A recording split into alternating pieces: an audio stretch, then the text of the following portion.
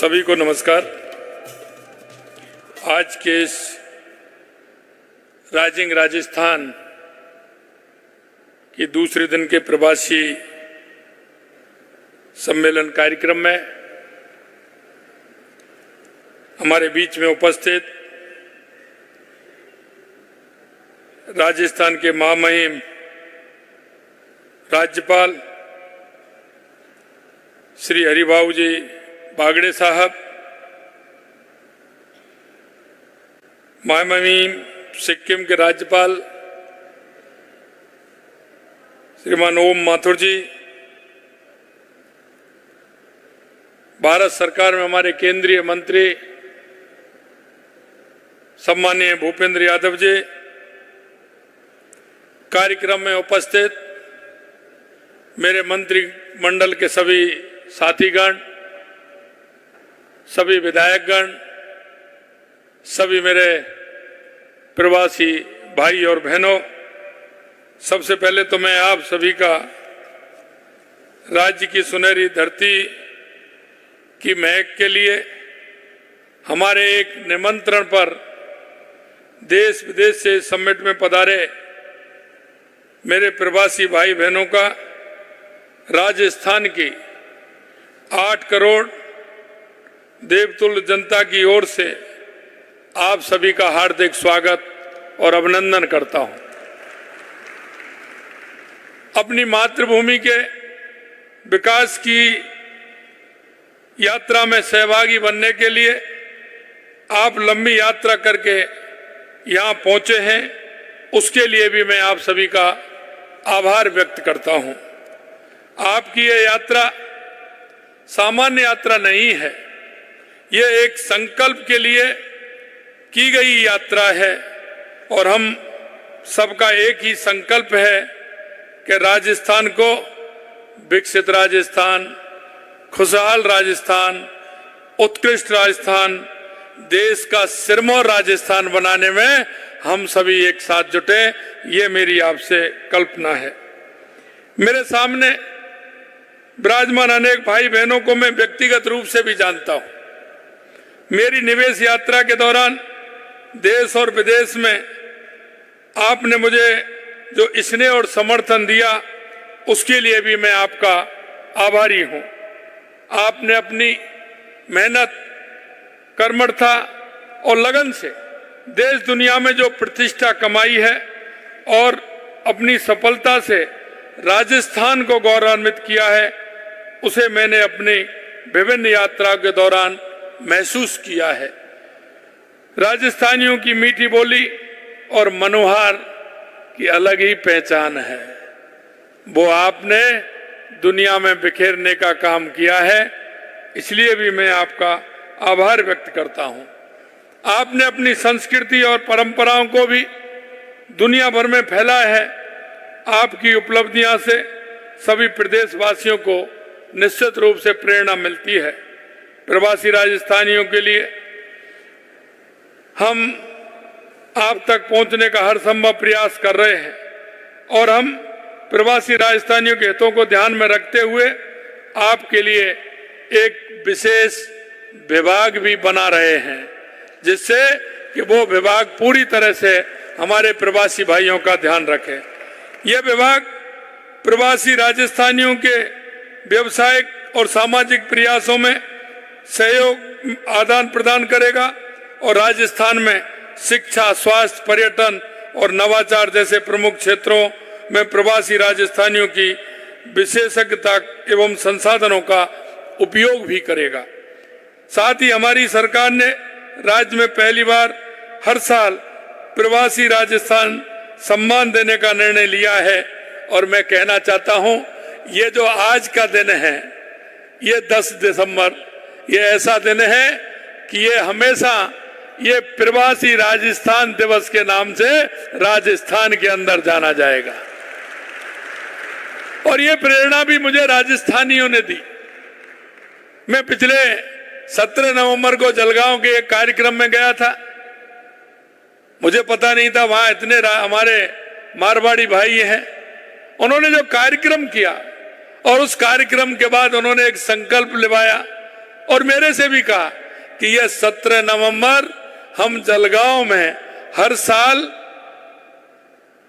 प्रवासी राजस्थानी सकल समाज के द्वारा मनाएंगे और आपको 17 नवंबर को यहाँ आना है।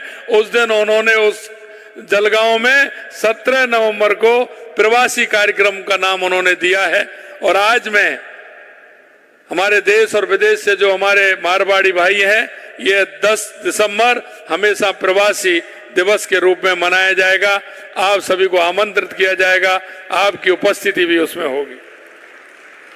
राजस्थान में रहने वाले आपके परिवारों को यदि किसी तरह की कोई समस्या आती है तो उसके लिए हर जिले में सिंगल पॉइंट कांटेक्ट बनाया जाएगा, जिससे किसी भी तरह की कोई परेशानी आपको नहीं हो।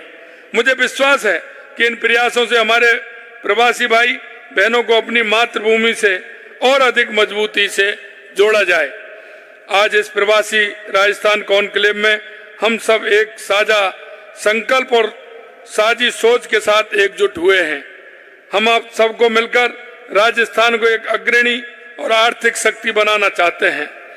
मैं एक बात और कहना चाहता हूं कि राजस्थान आज विकास की नई ऊंचाइयों को छू रहा है और इस प्रगति में आपकी भूमिका अत्यंत महत्वपूर्ण है। आपकी सलाह, आपके अनुभव, आपके निवेश और आपके योगदान से हमारा राज्य समृद्ध दुनिया के मानचित्र पर प्रमुख स्थान पा सकता है। हमारी 8 करोड़ की आबादी उत्पादकों और सेवाओं के लिए एक बड़ा बाजार उपलब्ध करवा रही है। यह आबादी उद्योगों के लिए कुशल श्रम शक्ति का स्रोत भी बन रही है। राजस्थान का उत्तर और पश्चिम भारत के प्रमुख बाजारों में सीधा जुड़ाव रहा है। हाईवे का तीसरा एवं रेलवे का 5वां सबसे बड़ा नेटवर्क, 7 प्रमुख हवाई अड्डे और दिल्ली मुंबई फ्रेट कॉरिडोर राजस्थान को परिवहन के लिए अत्यंत सुविधाजनक स्थान बनाते हैं। भारत का सबसे बड़ा राज्य राजस्थान अब बड़े अवसरों की भूमि बन रहा है। आज इस अवसर पर मैं सभी को यकीन दिलाता हूं कि हम राज्य की अर्थव्यवस्था को 5 साल में दोगुना मतलब $350 बिलियन करने का संकल्प लेकर पूरी तेजी से कार्य कर रहे हैं, क्योंकि राजस्थान में संभावनाएं अपार हैं। इसलिए मैं कहना चाहता हूं राजस्थान में अक्षय ऊर्जा में अग्रणी और सौर एवं पवन ऊर्जा उत्पादन की अनुकूल स्थितियां हैं। यहाँ प्रचुर मात्रा में भूमि उपलब्ध होने के साथ ही वर्ष के 365 दिन सूर्य की कृपा भी हमारे पास रहती है, इसलिए हम इसमें भी बहुत आगे बढ़ेंगे। राज्य में हम अक्षय ऊर्जा उत्पादन को वर्तमान 30 गीगावाट को आगामी 4 वर्षों में बढ़ाकर 125 गीगावाट के लक्ष्य को प्राप्त करने के लिए व्यापक प्रयास कर रहे हैं। इस क्षेत्र में निवेश से एक तरफ पर्यावरण को फायदा होगा, वहीं दूसरी ओर लाखों लोगों के लिए रोजगार के अवसर भी पैदा होंगे। राजस्थान पर्यटन की दृष्टि से भी एक ऐसा राज्य है जहाँ राजस्थान का हर कोना अपनी समृद्धि, धरोहर, प्रकृति, संस्कृति, विविधताओं का दर्शन करवाता है। यहाँ वाइल्ड लाइफ, वेलनेस, वेडिंग एवं धार्मिक पर्यटन के बढ़ने के कारण होटलों की मांग तेजी से बढ़ रही है। हमने रिप्स 2024 में स्टैंडर्ड सर्विसेज पैकेज के तहत इंसेंटिव के लिए पर्यटन में निवेश की न्यूनतम सीमा 50 करोड़ रुपए से घटाकर मात्र 10 करोड़ रुपए कर दी है। राजस्थान में प्रति वर्ष करोड़ों देशी पर्यटक आते हैं और यह संख्या बहुत तेजी से बढ़ रही है। राज्य के कई क्षेत्रों में जैसे खाटू श्याम जी, सालासर जी, ताल छापर, सरिस्का, रामगढ़, बिजधारी जैसे क्षेत्रों में तत्काल होटलों की आवश्यकता को देखते हुए आप में से इच्छुक निवेश इस तरफ विशेष रूप से ध्यान दे सकते हैं। राजस्थान में अगर हम खनिज की बात करें तो सोना से लेकर के लौह, कच्चा तेल और प्राकृतिक स्टोन जैसे 82 तरह के खनिजों के भंडार हैं। यहाँ का मार्बल, यहाँ का ग्रेनाइट, अन्य भवन निर्माण की सामग्री दुनिया में प्रसिद्ध है। हाल ही में अनूठे रंगों के ग्रेनाइट की खोज से इस क्षेत्र में संभावनाएं और भी बढ़ी हैं। यहाँ भारत के सबसे बड़े ऑनशोर कच्चे तेल और प्राकृतिक गैस के भंडार भी हैं। हमने हाल ही में राजस्थान खनिज नीति 2024 तथा Rajasthan AIIMS and policy 2024 launch की है। साथ ही राज्य में गत वर्ष से खनिज के ब्लॉकों की नीलामी में अभूतपूर्व तेजी लाई गई है। आप राज्य में इस क्षेत्र में उपलब्ध असीमित संभावनाओं में निवेश कर राज्य में विकास की इस नई यात्रा के भागीदारी बन सकते हैं। शिक्षा और अन्य क्षेत्रों में भी आपने देखा होगा IIT, एम्स, IIM, बिट्स जैसे प्रमुख संस्थान के साथ 88 विश्वविद्यालय राजस्थान को एक विश्व स्तरीय शिक्षा तंत्र को बनाने के लिए सक्षम बनाते हैं। हम निवेशकों को इस क्षेत्र में भी भागीदार बनने का निमंत्रण देते हैं। आइए आप ऑटोमोबाइल, इलेक्ट्रॉनिक्स, इंजीनियरिंग, वस्त्र, चिकित्सा उपकरण, रक्षा उपकरण, खाद्य प्रसंस्करण, डेटा सेंटर जैसे क्षेत्रों में भी निवेश के लिए बेहतर अवसर हैं। आप जानते हैं कि राजस्थान की मिट्टी में एक विशेष ताकत है और इस ताकत को एकजुट करने के लिए अब एक अनुकूल माहौल भी है।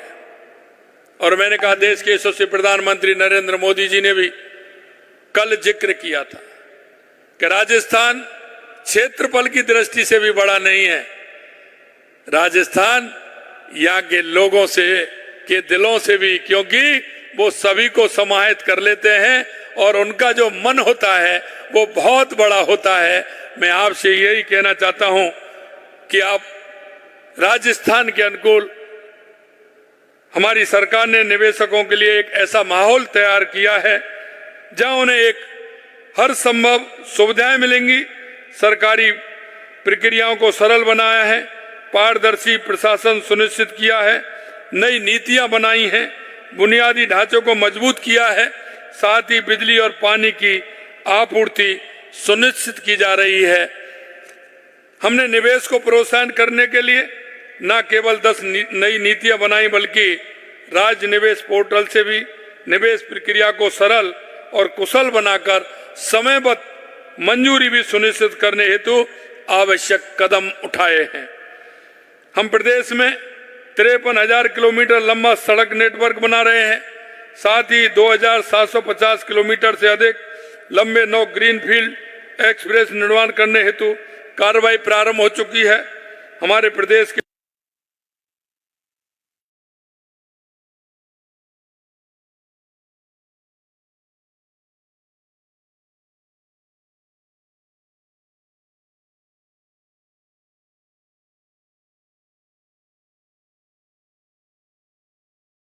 पुनः आपकी दिल की गहराइयों से धन्यवाद देता हूं। और एक बात के लिए और मैं आपको साधुवाद देता हूं, मेरे को देश के अंदर विभिन्न प्रदेशों में जाने का मौका मिला, विभिन्न 2-4-5 कंट्रियों में भी मुझे जाने का मौका मिला। लेकिन जब वहां मैंने देखा हमारे प्रवासी भाइयों का, मारवाड़ी भाइयों का, कि जिस सामाजिक सरोकार के साथ उन्होंने काम किया है उसका भी कोई मुकाबला नहीं है। उन्होंने अपनी मेहनत, अपनी ईमानदारी, अपनी कर्मठता के साथ अपने बिजनेस को बढ़ाने का तो काम किया ही है, लेकिन सामाजिक सरोकार के क्षेत्र में हर जगह जो उन्होंने काम किया है, जहां मिले को गौशाला का काम उन्होंने किया है, जगह जगह गौशाला उन्होंने काम किया है, स्कूल बनवाने का काम किया है। यहां तक कि मैं आपको कहना चाहता हूं वहां के शमशानों का निर्माण करने का काम भी राजस्थानी प्रवासी बंधुओं ने किया है। इस तरह से कई सामाजिक क्षेत्र में काम करने वाले भाई, क्योंकि वो राजस्थान की उस संस्कृति से जुड़े हैं, उस मिट्टी से जुड़े हुए हैं। राजस्थान की मिट्टी की खुशबू पूरी देश और दुनिया में आप लोग फैलाने का काम कर रहे हैं। इसलिए भी मैं आपको दिल की गहराइयों से बहुत बहुत धन्यवाद भी देना चाहता हूं। राज्य में उपलब्ध असीमित अवसरों में हम आपके निवेश का स्वागत करते हैं और चाहते हैं कि आप राज्य के विकास में साझेदारी बने। आइए अपनी मातृभूमि में निवेश कर इस माटी से अपने और आने वाली पीढ़ी के जुड़ाव को और मजबूती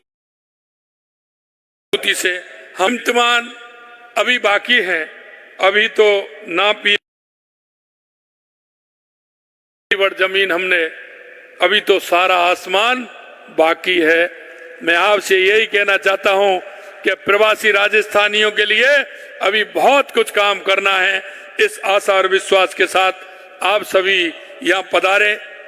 आप सभी को मैं राजस्थान की 8 करोड़ जनता की तरफ से बहुत बहुत धन्यवाद और साधुवाद देता हूं। इस कार्यक्रम में आप हमेशा इसी तरह से, जो आज हमने कहा है कि 10 दिसंबर को हम प्रवासी राजस्थानी के कार्यक्रम बनाएंगे, आपको अगली साल के लिए भी आज ही मैं आमंत्रित करता हूं कि आप आए, पधारें और इस कार्यक्रम को हमेशा हम अपनी धरती से जुड़े हुए, अपनी संस्कृति से जुड़े होने के कारण, अपने उन देवी देवताओं से जुड़े होने के कारण, अपने उन सभी से जुड़ करके हम काम करें। ऐसा मुझे विश्वास है कि आप सभी प्रवासी भाइयों के नेतृत्व में ये राजस्थान आगे बढ़ेगा और हम दुनिया के सिरमौर बनेंगे। बहुत बहुत धन्यवाद। जय हिंद, जय भारत, जय राजस्थान। बहुत